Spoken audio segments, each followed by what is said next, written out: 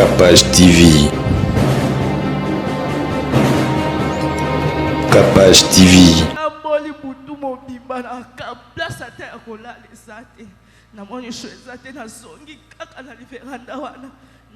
Oula na véranda ya maman wana. Oui, oui. Kato! Yananga $1000. Kato amène $1000. Bolukananga $1000. Cherche-moi $1000. Nazo personnel $1000. Je te donne d'abord $1000.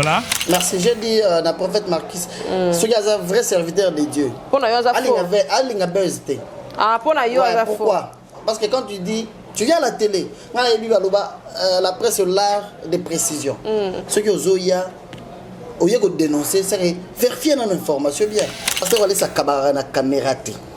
Mais seulement nos cultes sont en direct. Et quand il y a action du Saint-Esprit, au sein de la caméra, mais papa, quand tu as le Saint-Esprit, c'est là où il y a le problème. C'est-à-dire que tu n'avais pas vérifié l'information. Premièrement, tu as été animé, la haine. Terme, il y a bien un rôle. Animé par la haine, Pasteur Walisa Abimi Nandela. Saint-Esprit a ciblé maman. La maman venait encore à peine d'arriver. Elle ne priait pas au centre de réveil. Elle venait à peine d'arriver. Pasteur Walisa Tali. L'air a eu une conversation. Ils ont eu le temps de parler. Maman. La maman a expliqué. La maman d'abord qui avait une capitale. Mais papa, maman, on dirait pas. Par rapport, il y a le Kouta Lobaki. Un vrai serviteur de Dieu, Simili. Le nom Madame Cynthia Nalingaki n'a s'excusé auprès de la biso par rapport à l'information dans le Baki.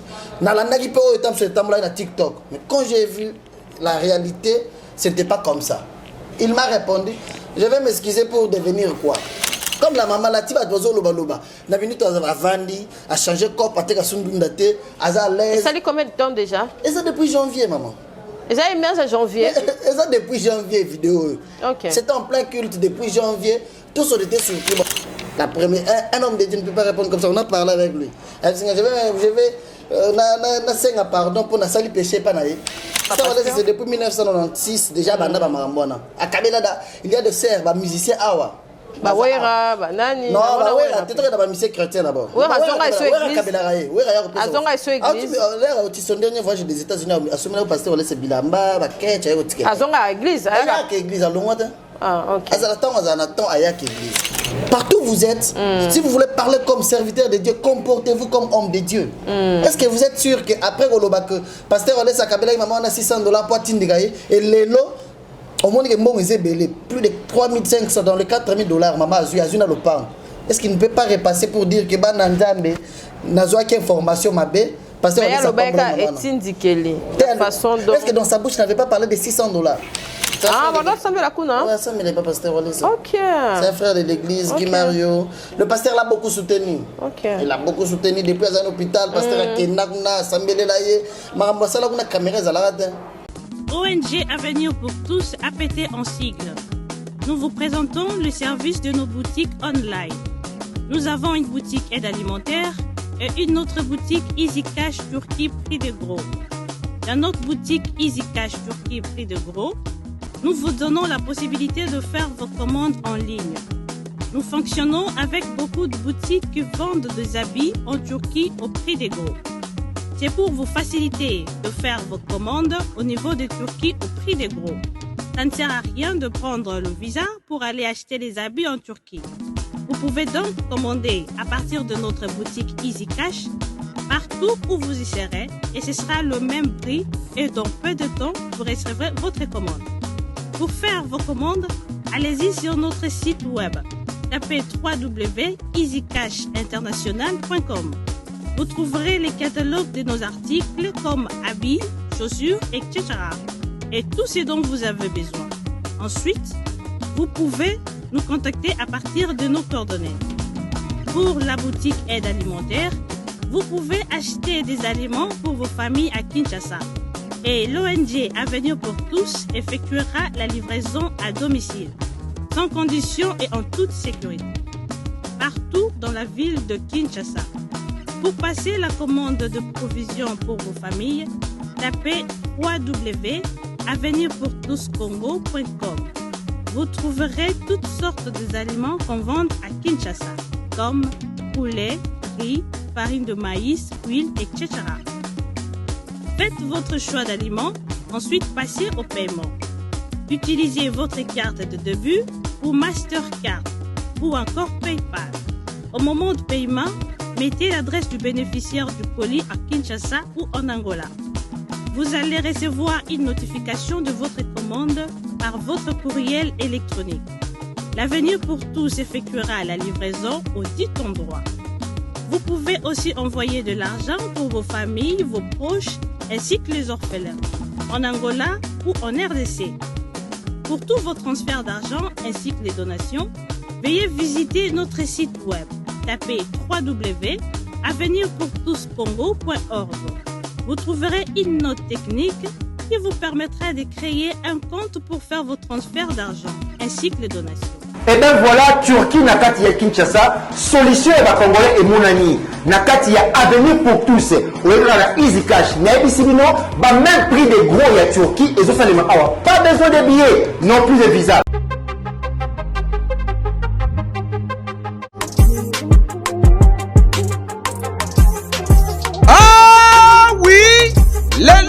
Kinshasa ezali possible pe facile ya kozwa bourse d'études mpona kokende kotanga ya ofele partout oyo olingi na monde grâce ya bandeko ya agence de voyage Eric Travel numéro 1 na masolo ya voyage awa na RDC bakosa yo te moko te na terrain oyo ezali kokumbama epai ya ADG Eric Mwamba Nzambe pe numéro 1 na masolo ya prise en charge awa na RDC papa maman ndeko ya Kinshasa pe ya Brazzaville tala ozali na mwana oyo azali diplômé pe olingi akende kotanga na mikili ya poto opportunité yango oyo epesameli bino agence de voyage Eric Travel ememeli bino ba bourse d'études ebele mpona kokende kotanga lokola na mboka ya Chypre oyo ezali pays d'Europe na $1900 ya pamba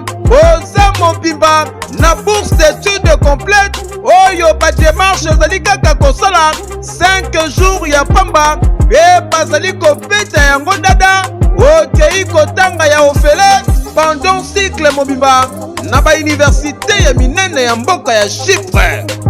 Bana Kinshasa bana Brazzaville tofongoli masolo ya ba bourse d'études donc eza possible lelo ozwa bourse ya Chypre où eza na $1900 tosaleli ba dépense nyonso ba démarche nyonso tosaleli du début jusqu'à la fin ozwi visa avec la possibilité ya kodefa billet en crédit famille d'accueil déjà tobanda yango kala tokoti siko na Chypre donc famille d'accueil eza mobimba toyambi yo à partir aéroport tologe yo makambo nyonso bino ba étudiant bino ba nyonso bosilisi bozwi diplôme d'état année oyo et à ne pas oublier bino bato boza la difficulté à passeport tolobaki yango déjà depuis 2019 donc eza possible na bagence Eric Travel nyonso na basiber café Eric ozwa passeport ya nyongo ofuti $50 tosaleli yo passeport oetikali ozopesa yango maleme surtout bino pe bato boreva kobeta développerie donc boya déjà kodefa passeport pour profiter na ba offre oyo donc toza wana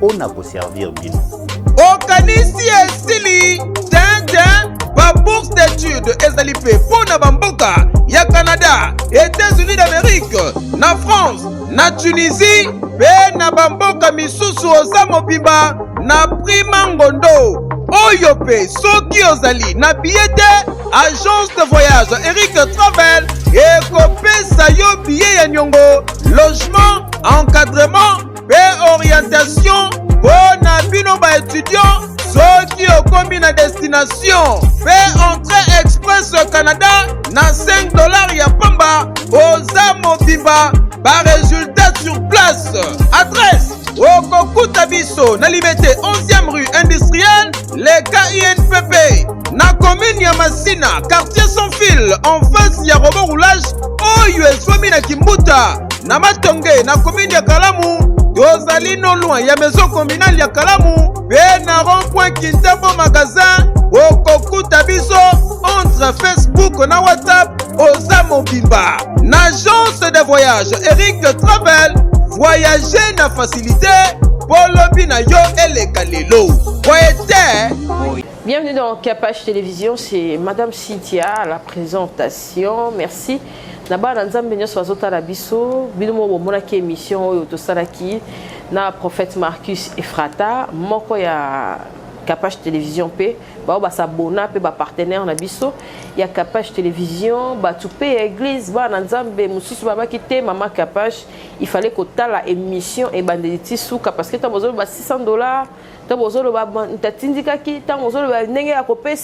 Et ça qui vraiment qui te côté avant tous frère Gédéon ou Azali parmi va charger à communication il y a papa Nabiso Wale ça te reçoit sous extrait oh papa pesa exemple bali bosote apesa maman Nabiso wana oh to monaki na kati ya église et ça peut birthday qui est programmé ndenge za wana pasteur aluki maman mo boya fente oh ba tambusa ki koka mo bo na ndenge greco eza bongoti tozolo ba extrait oh ndenge pasteur apesa ka déjà en église eza ya liboso te après tozo frère Gédéon pour expliquer bisoto yamba eto solo la nanu na ndenge ya structure ya pasteur na biso wale ça ngamo aussi thérapeute na yebi pe que pasteur sur la télévision dans on a besoin pour mutata yé chargé à communication mais yé mon pe pasteur il faut dans la réponse ya kopé ça par rapport à mituna parce que yé mon c'est la personne lui-même nda yebi ba makamna yé mais reçoit quand même droit de réponse oh il y a passé ya papa na biso Gédéon yé biso par rapport pe il y a visibilité pour il y a image église et puis il y a pasteur tozu ba sport na biso tozu extrait wana et puis tozu poto to ya invité na biso voilà c'est $10,000.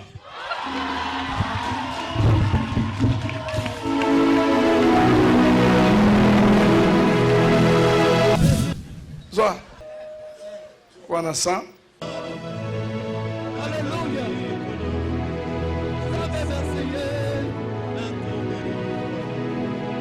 Jésus merci. Anthony Kolo. Sabe merci. Anthony Kolo. Ezali $5,000. C'est $5,000.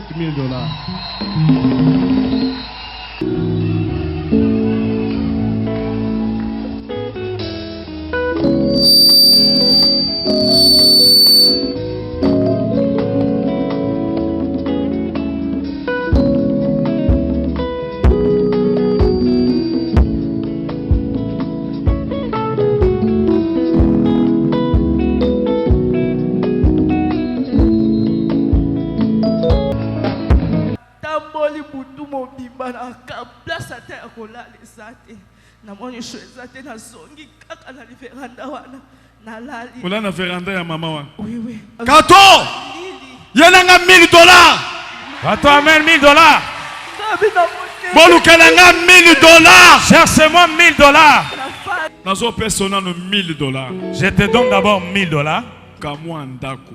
Que tu cherches une petite maison. Ata $50. Même de $50. Au quota. Tu entres là-bas. Après. Et après. Toko solo là. On va causer. On va te faire entrer dans un marché pour que tu commences un petit commerce. On t'avait ensorcelé. Jésus-Christ est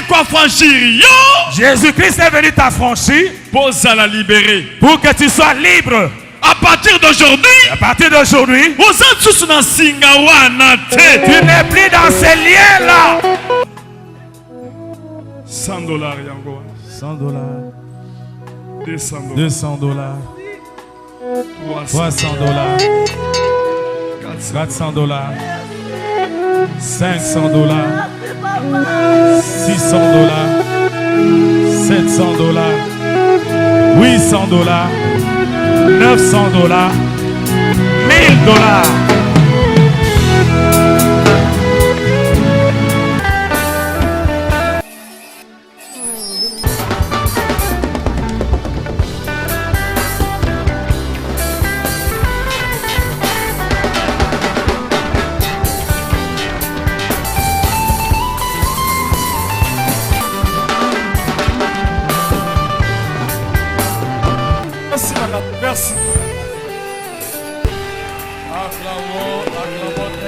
Saint-Esprit est touché. Le Saint-Esprit m'a touché. Que j'ai cherché cette maman dehors. Je ne la connais pas avec sa marchandise. Je ne sais pas d'où elle vient. Toute la marchandise coûte combien?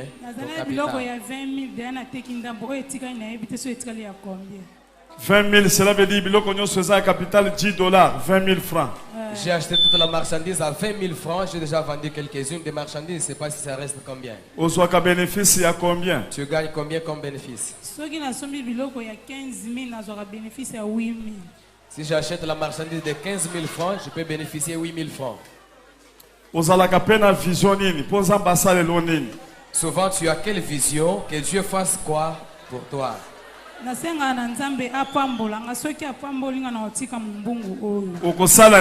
Tu vas faire quoi si Dieu te bénit? Tu peux faire quoi? Combien? Tu cherches combien d'argent par exemple?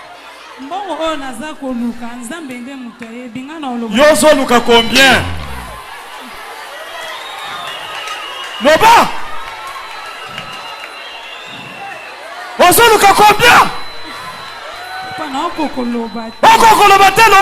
Combien?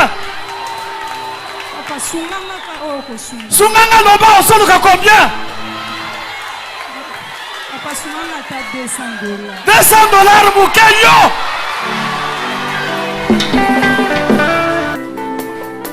Ngai moko nazopesa nano sur place $1,000. Je lui donne $1,000 sur place.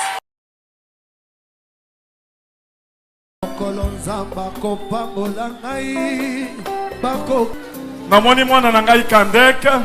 J'ai vu mon enfant Kandek. Nalingi na pesa maman oyo $500.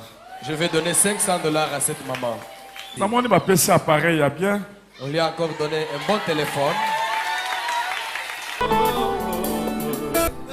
Papa lobi azobakisele 500 et ça la $2,000. Va pesa $100, 2100. Va pesa montre ya kolata.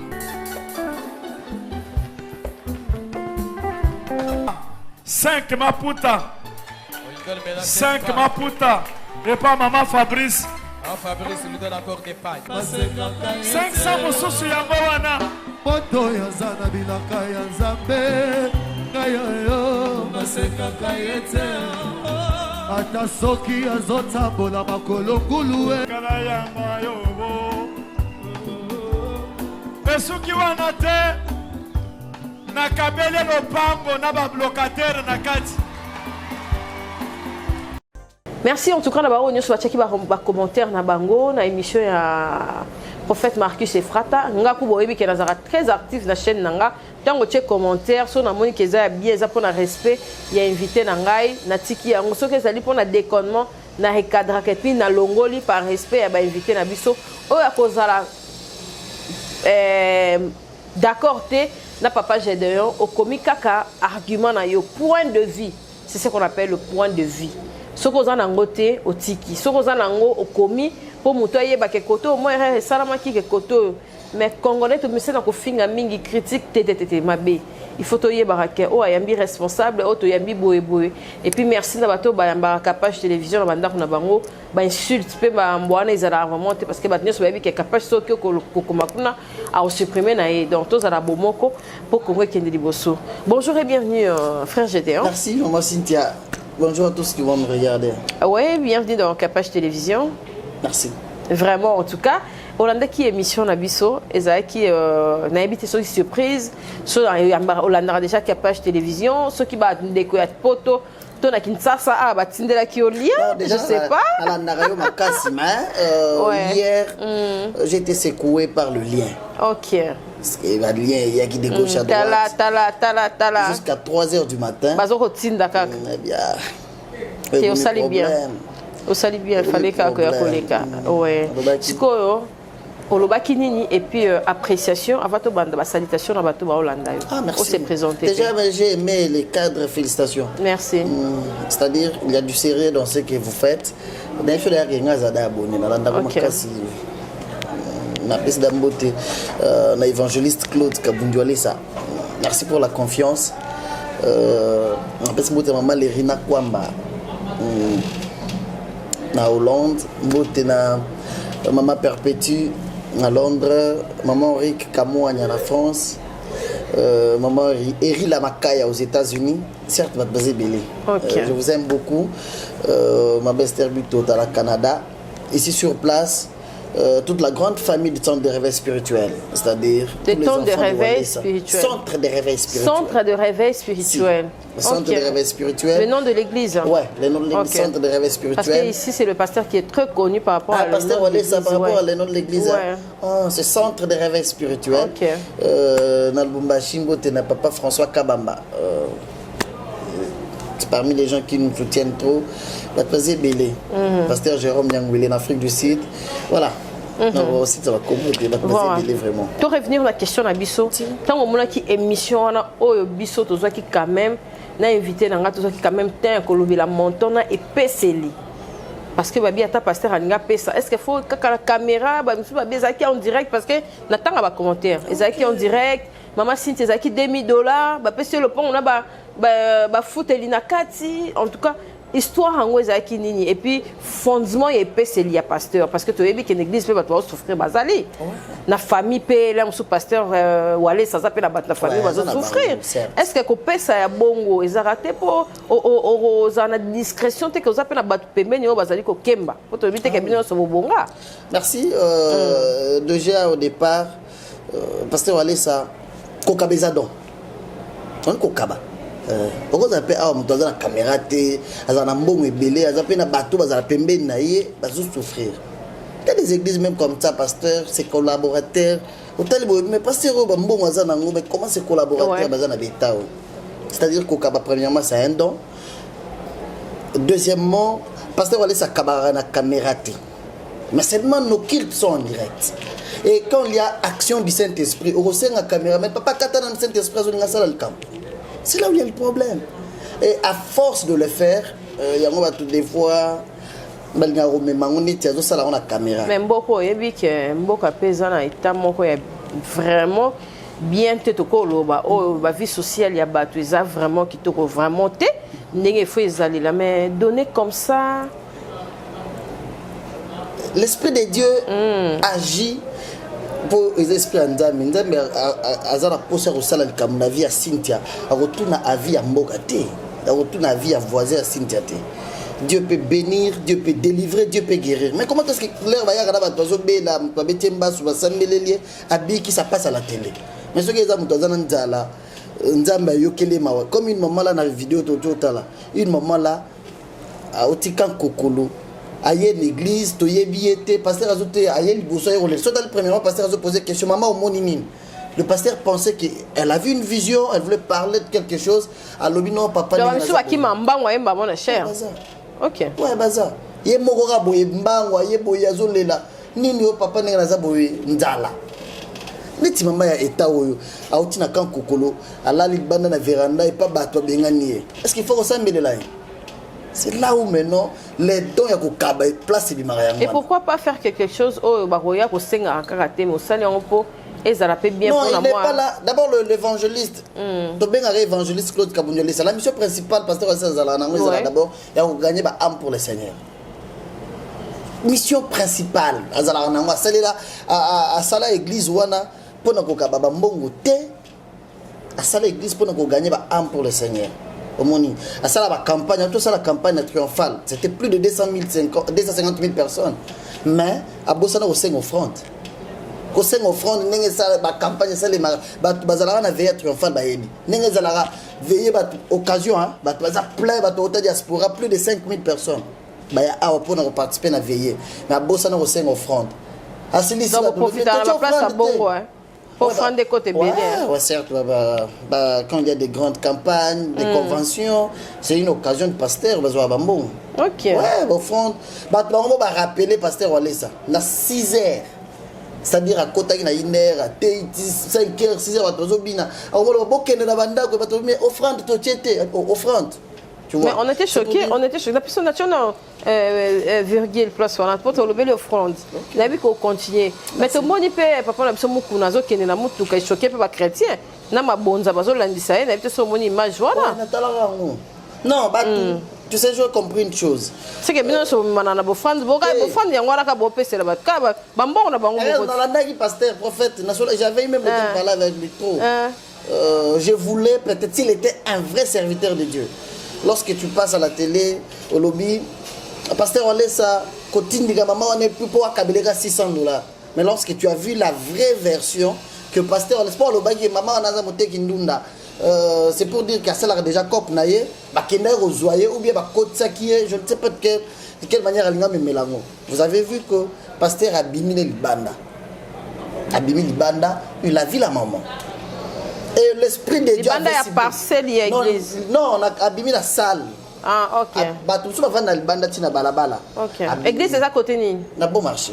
Côté ni précisément. Bukango 205. Ok. Bukango na bon marché. Pasteur Walesa abimi na nzela. Saint-Esprit a ciblé maman. Soit-elle bien image on montre que la maman venait encore à peine d'arriver.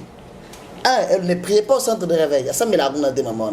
Elle venait à peine d'arriver. Pasteur Walesa s'attendait. L'air a eu une conversation. Ils ont eu le temps de parler. Maman, la maman a expliqué. La maman d'abord qui avait une capitale. Mais papa, maman, on dirait pas. C'est comme on a une capacité télévision. C'est pour la première fois dans notre quota. Il y a un fonctionnement, il y a un cadre OUT. Je suis obligé d'abord, il y a un lata. Mais pasteur, je encadrer maman dans la alimentaire. Ouais, c'est ce que le pasteur. Il y a l'esprit de Dieu, l'esprit saint, les esprits à sagesse.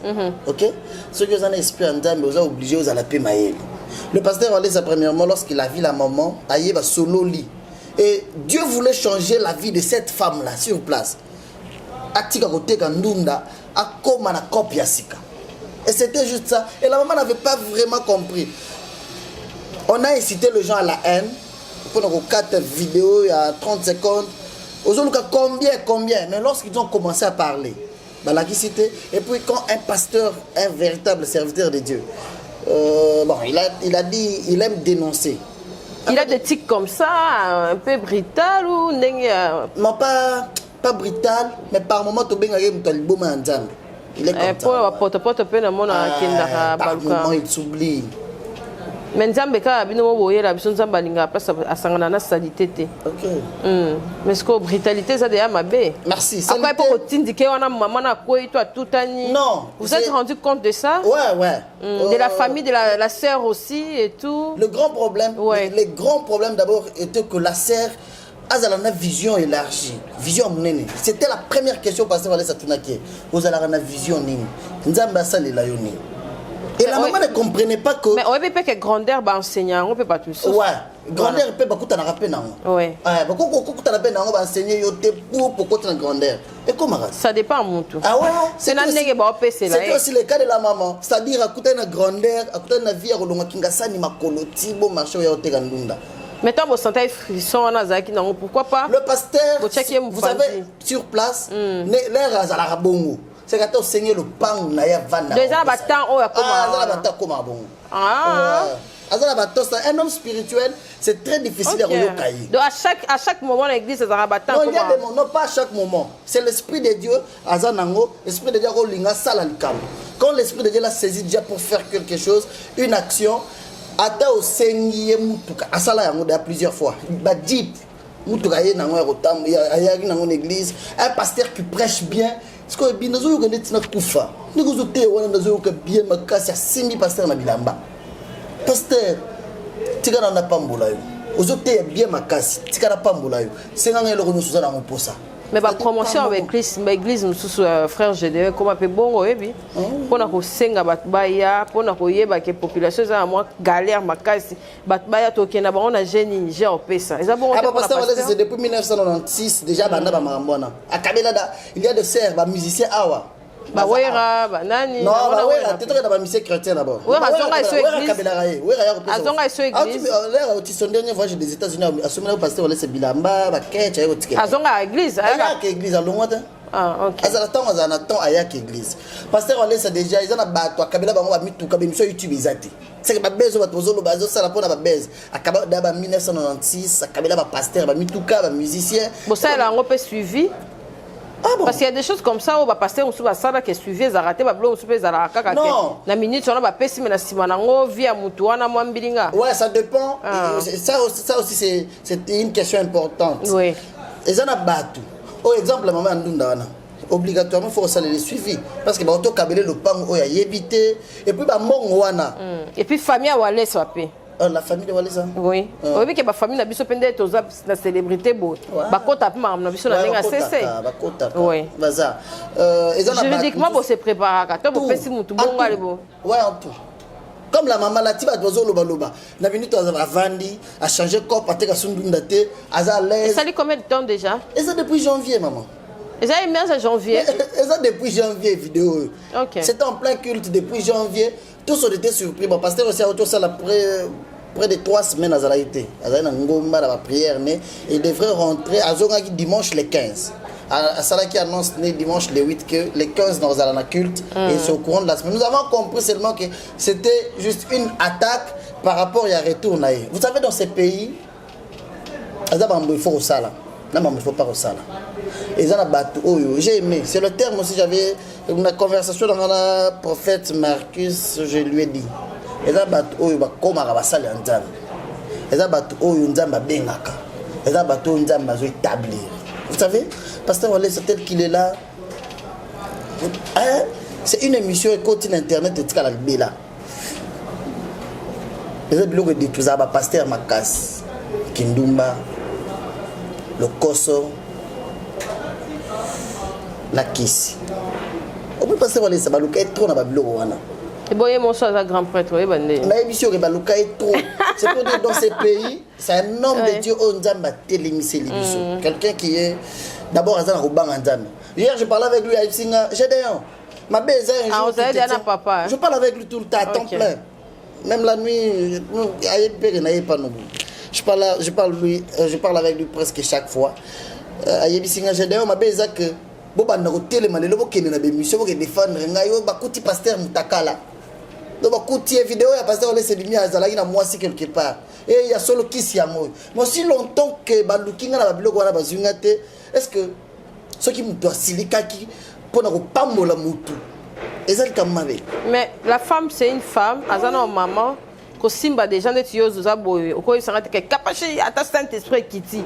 La manière de donner là yango nezo sala ke ba maman ba yoka pasi ba tumisu ba yoka pasi. Tu sais qu'elle a fait encore les dimanches. Toujours avec les mamans. Les dimanches 15. On a tindiki pe su ba maman belé. Les dimanches 15. Nazana posé à femme veuve oyo a sala taï na natela aussi ma 10 000 francs. Ayana pas moulay. Parce que dans l'église on a plus de 30 000 personnes donc tu as payé combien? Habitena pour Natandam. Il a encore béni. C'est-à-dire lui fait ce que Dieu lui dit, il ne fait pas ce que les gens disent. Il continue à bénir les gens. Quand Dieu lui dit de bénir, il le fait. Ce n'est pas une église où il y a Kabila Batouambongo, mais ma pasteur Wallace c'est Messano Kabila Batouambongo. Je vous ai dit depuis 96, 98, il y a des musiciens, il y a des pasteurs. Bon, comme ma route n'a pas de banda plusieurs fois, ça c'est pas important. Bon, ça, pasteur Moussou, oh, tout autour, il y a Motolanzambe, oh, Kenda, namo rancœur mort boé, bien. Et l'eau monte. Rancœur, il y a un niveau.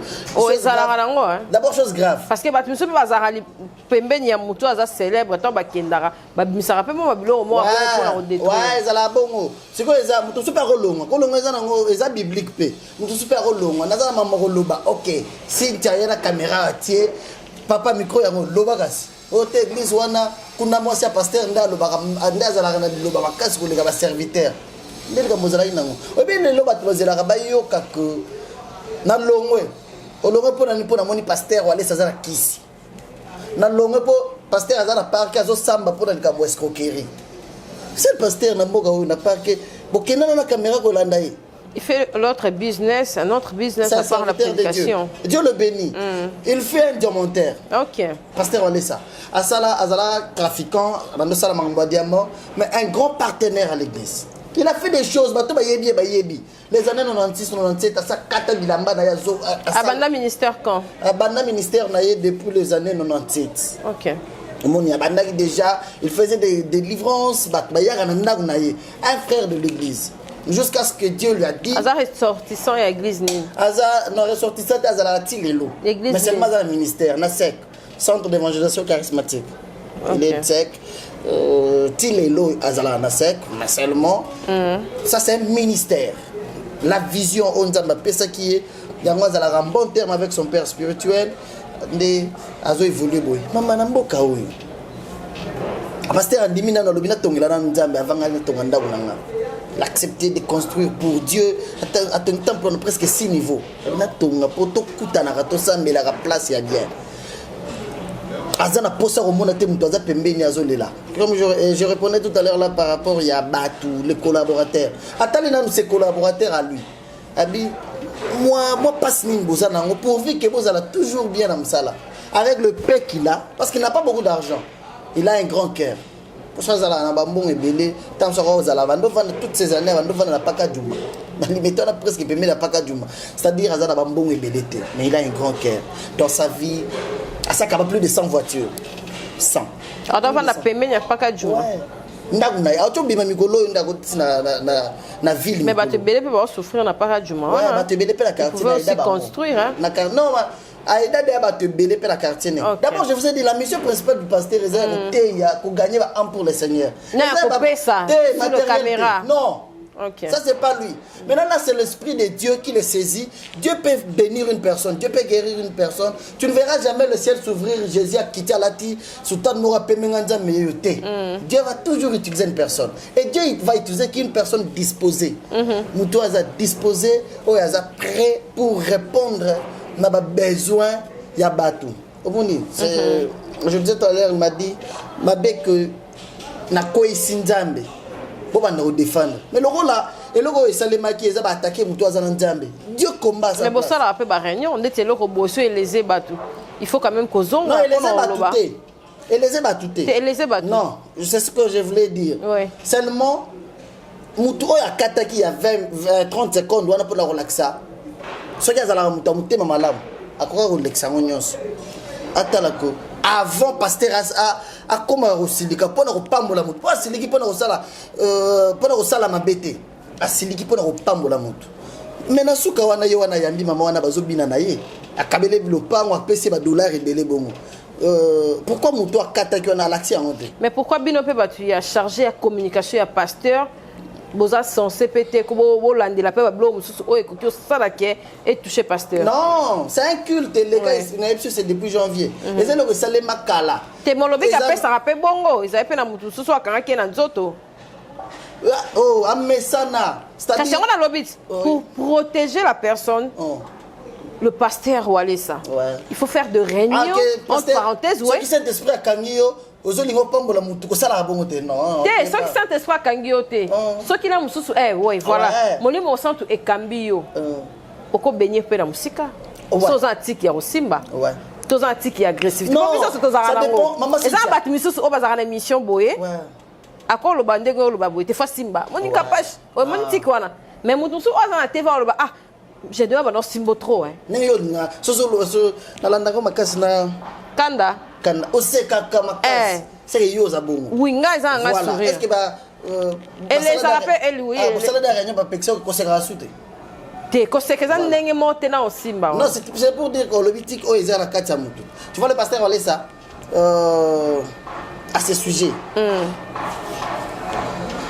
L'homme spirituel aza différent na biso na homme charnel oyo azo yoka sur place pour mon papa mukolo bongo telema il n'a pas moins de 50 ans aza na ba petit fils nengo zo monana aza na ba belle fille l'église parce que pour mon âge ne wana telemi abandi kolela pas lela ka makasi ndayebi kalela pe muni abandi kolela saka za ne loko oyo azo yoka oyo ko yoka te ezalo ko na ngai ana za libumu passe na cho sinta nazo ka passe makasa to yokelinga mawa mais onga nazo yoka yo yoka onte ndelo ça la pasteur Walesa. Donc il faut il y a le message non lelo ezali nini papa Gédéon chargé à communication ezali que batu onyon sonné musu baza affecté na bilo musu mike ba comprendre que c'est ba comprendre que l'homme spirituel est différent de l'homme charnel. Voilà.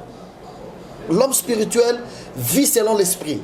Il agit selon l'esprit et lui a ce qu'il sent. Ayebi oyo nzamba zolo banaye. C'était pourquoi Kokota ba maya salité certes nzamba vanda na salité mais salité oyo nzamba vanda raté et salité spirituelle ozomona ce qui pasteur on laisse quitter à côté de la mais physiquement peut boiton to kinda na mais existant beauté rabiso que mutu o azana saint esprit. Écoutez le grand message c'était quoi? Dieu l'avait enseigné sur l'humilité. Dieu lui avait montré, c'était lorsque ça m'a couronné et bimi Corona, à côté de prière, alors il faut cette maladie vient d'où? Pourquoi il faut déjà la poteuse au bomaboy. Ce qui est côté télévision à Congo, c'est pendant ces moments de prière que Dieu lui a révélé des choses.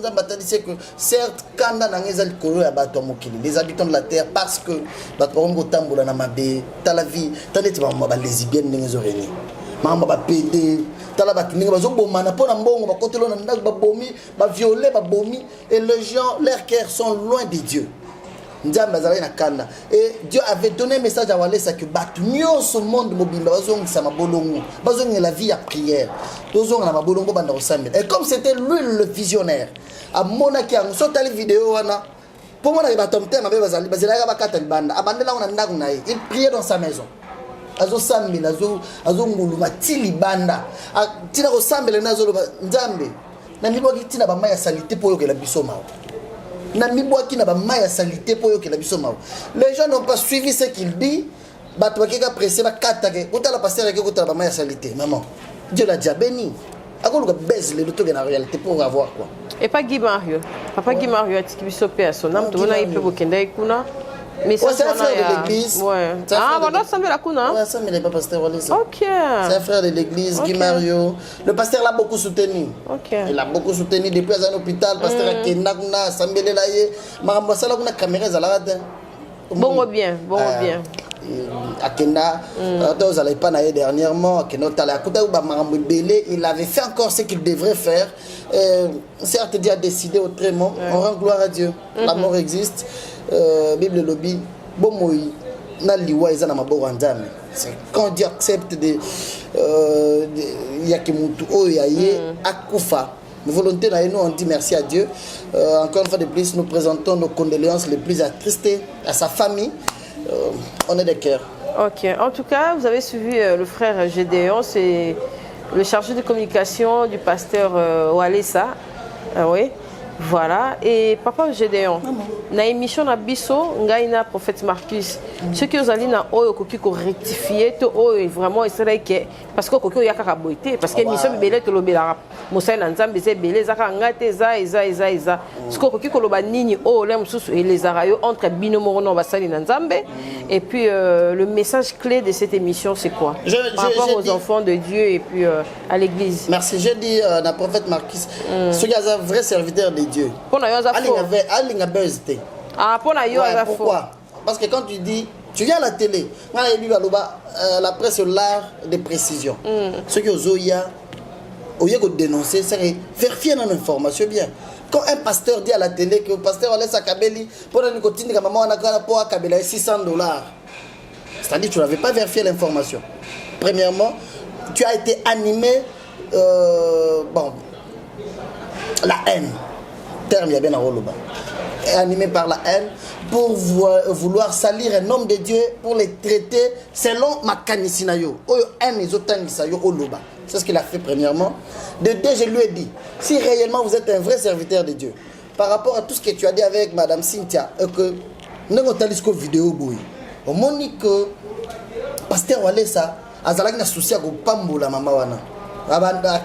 Alukie baye ba sololi a sololi ti n'esprit a pambola ye par rapport il y a le kuta le baki un vrai serviteur de Dieu simili oye le nom madame Cynthia nalingaki na s'excuser auprès ya bato bazota la biso par rapport à information dans le baki na landaki pe o etam sur etam na TikTok mais quand j'ai vu la réalité ce n'était pas comme ça.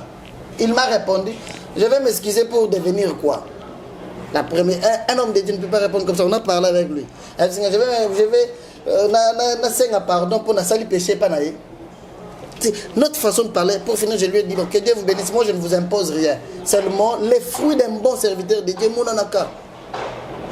Ce qui est là, Congo, tu comme un point, il y a que Sintia Salio Mabe, Lobi Kaka, au Yever Sintia, Sintia. Limisangai. Boté en haut de l'église. Tout est à ma casse. Vous n'avez pas l'habitude à l'église, d'abord, il y a via sanctification. Parce qu'on laisse à Bengana te belé, on a écouté un peu comme Baye Panana Mboka, pour la Kindumba. L'église, quand tu es avec lui, l'entourage, une église, la vie de sanctification. Ce que tu as vu, ma belle, on va dans la pasteur, on va aller on va noter parce que il y a un saliteur, il y a un salir. Il y a un musicien. Ah non, Namboka au Congo. Même lui, il faut pasteur à Bicolango. Ouais, mais la Bible dit quoi? La Bible elle-même dit aussi ceux qui nous salissent ma bengaye. Solo là, la première fois, deuxième fois, troisième fois. C'est bon, il y a un téléphone, le pasteur va déjà renommé téléphone et comme moi pas. Il y a son numéro. Il y a un pas GD1. C'est un pas pas la bisopo. Avant on a payé de 8h à 24h sur la téléphone. Mais ayamara batubeli beli ayamara pe ozomona troisième fois na ba ancien bo solo na muto ce qui a boyi bo bengana ye. Ça c'est la parole de Dieu. On ne doit plus vivre avec il est habitué à vivre comme ça. Mon église wana banda etelemara batubeli bando c'est la pasteur wala c'est na mambeli. Il y a ebele par rapport à Congo ndenge to misana ce qui église etelemilo biboyo ka pasteur ya sali boyi. Ce qu'on pasteur c'est le rôle là. Mais il faut avoir un peu de nerf solide parce que Bilo a beau les milliards. Est-ce que vous avez un lobby? Mais il y a un lobby déjà, ça liste à mon côté. Tu sais, WhatsApp. Au lobby déjà, c'est déjà, ouais. Comment? Il y a des bonbons. Maman, il s'est vraiment les réseaux sociaux. Aïe, j'ai vu un pasteur, on a c'est la par là. J'ai suivi aussi un pasteur, mais le pasteur, on laisse une femme veuve, une église. Alors, il y a un porte-monnaie magique. Le pasteur, on laisse une église assez plusieurs fois. Il y a une offrande. Il y a bien un passe, il y a un panier au mien. C'est l'église. Bambongo nyonso batieboye azui akabelio batozota la biso baye bien. C'est-à-dire c'est le cœur qui donne. Devant l'argent. Pas pour la promotion de l'église, pas pour se faire voir. Pour devenir quoi? Aujourd'hui, il reste non, maman, il reste aujourd'hui le seul pasteur. S'il prend l'avion dans n'importe quel pays, il y a un monde. Mais tout ce espace, c'est pas nous battre la revenue. So Jésus pas qui n'a porte-parole, boy bien. Au moins, il m'a gagné. Si tu as capable.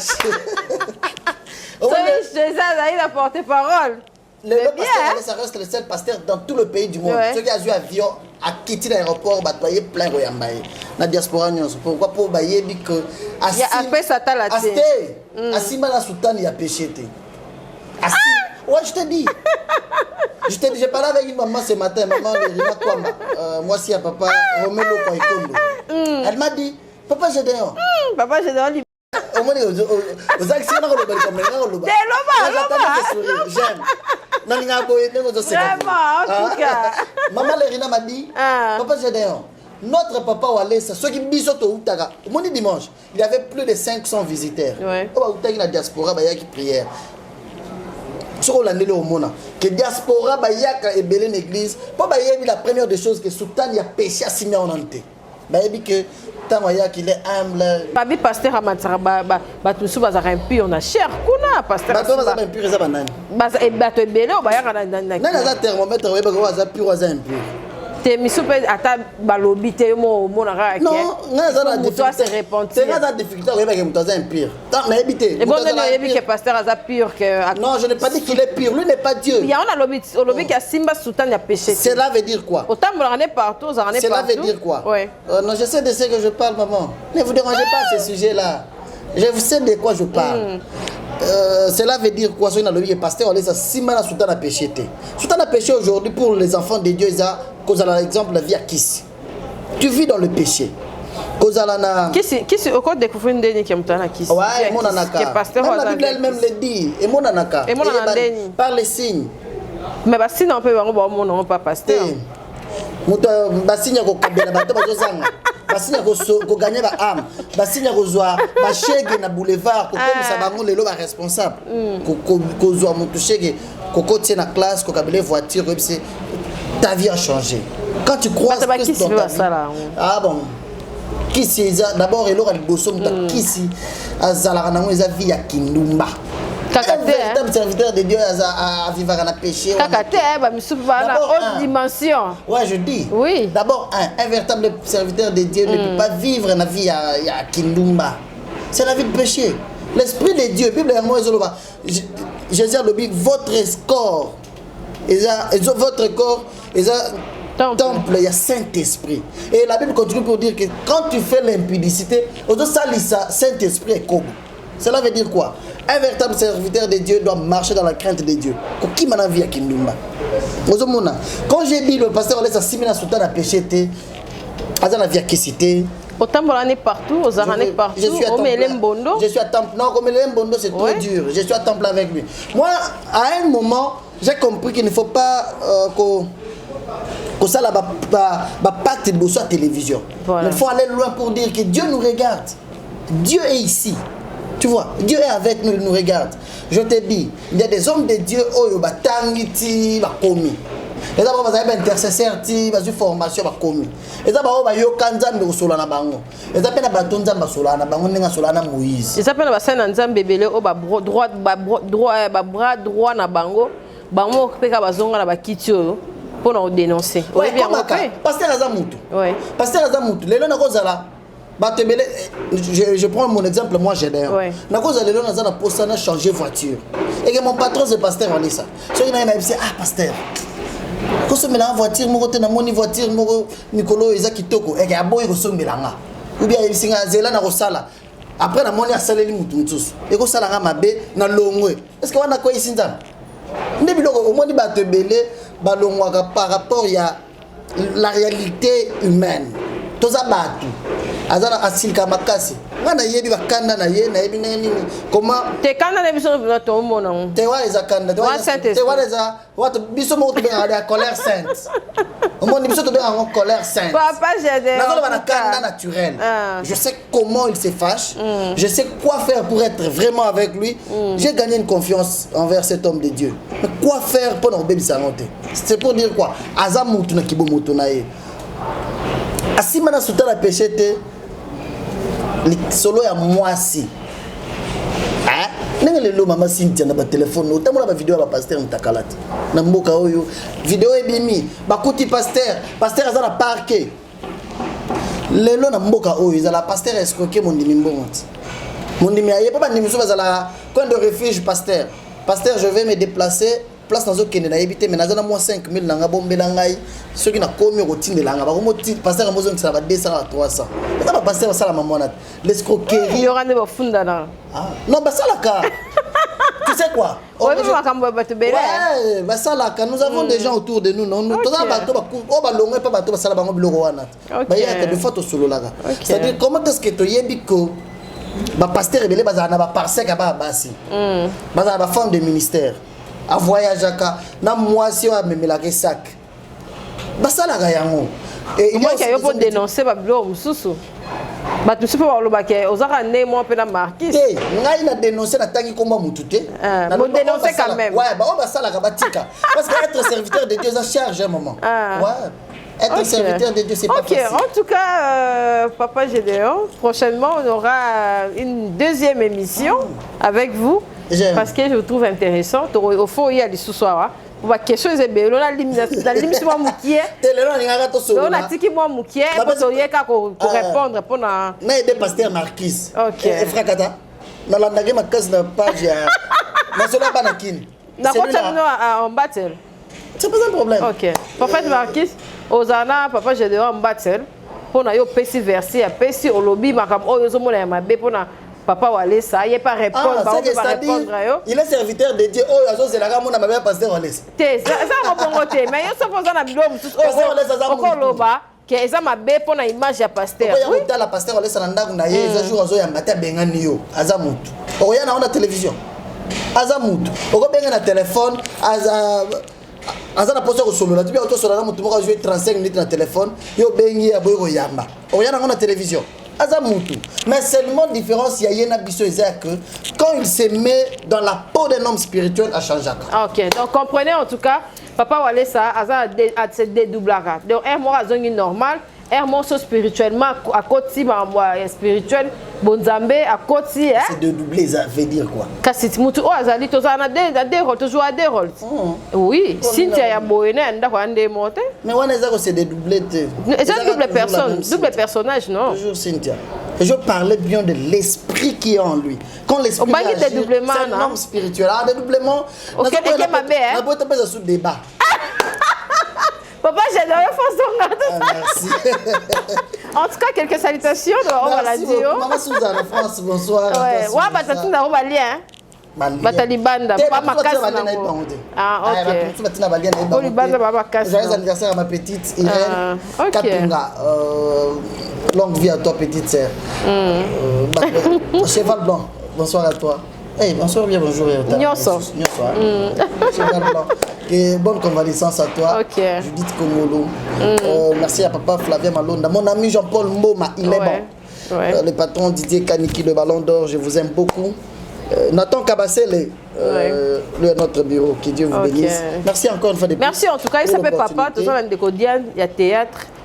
À ça qui AVC, tu as besoin, il y a aide, il y a les sungi, tout ça, il y a maman, ex-danseuse, il y a JB Sandra Line, il y a Baba qui est Kemba. Pasteur bazaka il faut quand même non lokola azana kuna basambelela ye mo ba hande zala so mutauti osambela akoto yate non c'est-à-dire eza lokola ba bopito soki ozobela ba memi hôpital lelo faut pas changer mbamo qui so ba memi hôpital lelo ba ko bana ba sala examen ti bango médecin wana na connaissance na ya ba no traité soki o moni que ça ne va pas au changer aucun hôpital musu na pasteur ça bon on a rolinga place aba l'examen non je voulais dire quoi je ne vais pas diminuer place à Kei pour ba biloko na ba biloko ya et pas passer laisser dans 5 minutes ici on dit Sami chauffeur à Wera Sami ba boakela ba mara ba nganga na kisenso Wera benga kakol kakol Sami kuna okufa mema pas passer walesa bayana ye ba memi na mokomo baladisi passer walesa bimia sambeleli 5 minutes après telemi atambula kimimba c'est exactement musale ma Sami benga Wera solana et tuna ya yebso c'est-à-dire sans place à ça et ça non kuna ouais non conviction. OK. Conviction non. Nous respectons tous les hommes de Dieu. Mais et pas quand même quand même OK. Une aide ça ne dérange pas. Est-ce que ceux qui nous donnent la lipa déjà ce soir. Hein? Photo sur la peine mamba. En tout cas, merci beaucoup. Merci au pasteur Walesa. Droit de réponse au Babengaka, c'est professionnel. Pasteur Marquis Chaye, n'a pas argument naïe. Frère Gédéon peut aller na barkima na ye tité musala nzambe pasteur Marcus ngani ngaka déjà oyekte na episode Marcus Efrakata natanga ke to na page Efrata natanga na page ceux qui masola balakine c'est-à-dire partout où vous êtes si vous voulez parler comme serviteur de Dieu comportez-vous comme homme de Dieu est-ce que vous êtes sûr que après Goloba que pasteur Olesa Kabela maman on a $600 pour tindigaye et lelo au monde que plus de 3500 dans les $4000 maman azuna le pan.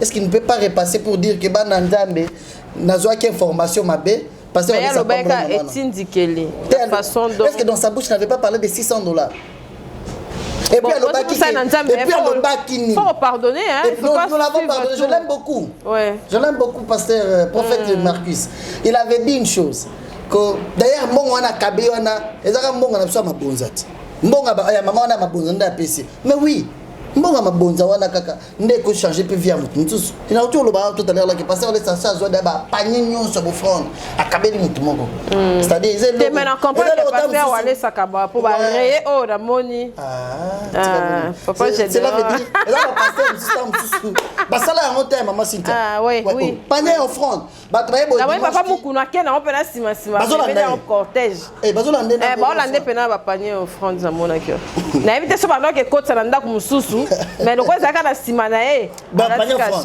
bazola chaque église a OK en tout cas Merci de nous avoir suivis massivement. Contactez le frère Gédéon si vous voulez l'adresse de l'église. En tout cas, merci. Bye. À la prochaine. Au revoir.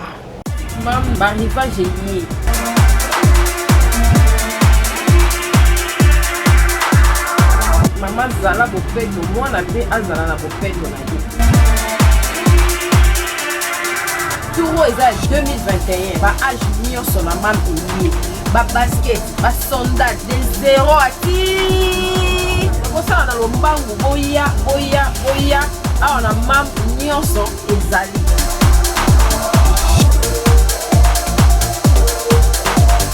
Maman bomisa bana po ya ngonde bokasi ya baparents.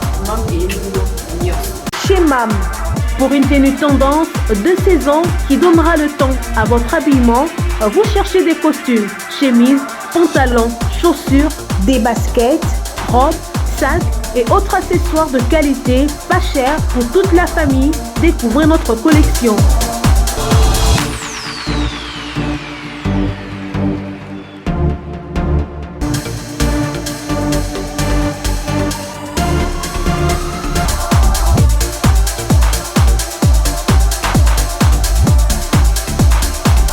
Notre adresse, avenue Kassavoubou, à Rekwado, dans la commune de Ngaliema.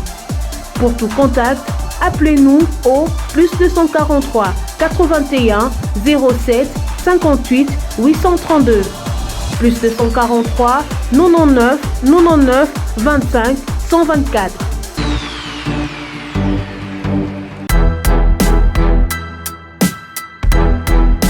Oré des eaux commerciales Kinshasa.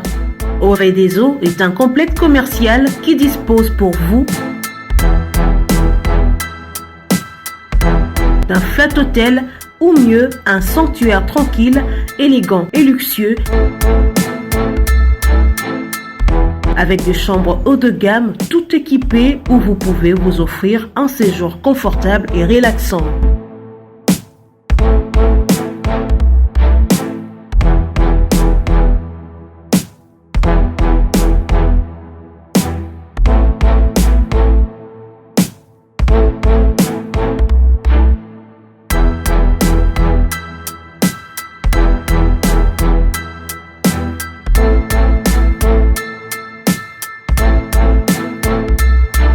Notre restaurant vous propose une exquise cuisine qui fait le bonheur de gourmands. Vous cherchez un endroit pour vos réunions ou conférences? Oré des eaux dispose d'une mini-salle de réunion parfaitement équipée avec une capacité d'accueil qui répond à tous les besoins.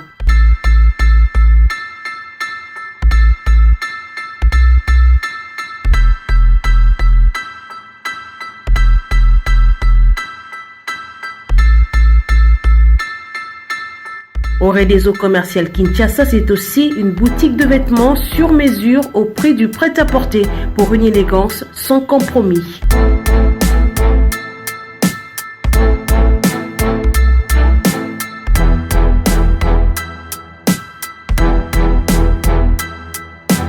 Et notre agence fret et transfert d'argent vous propose un service rapide et de qualité défiant toute concurrence. Retrouvez-nous à Kinshasa au numéro A8 de l'avenue d'Ibaya, quartier Matongé dans la commune de Kalamou, derrière la maison de la Bible, et au numéro 44 de l'avenue Baoumbu dans la commune de Matete. En Angola, martyr de Kifuangondo vers l'aéroport international de l'Angola. Et puis en France, 29 rue de Paris, 94 190 Villeneuve-Saint-Georges. Oré des eaux commerciales Kinshasa, au service de tous. Capage TV. Capage TV.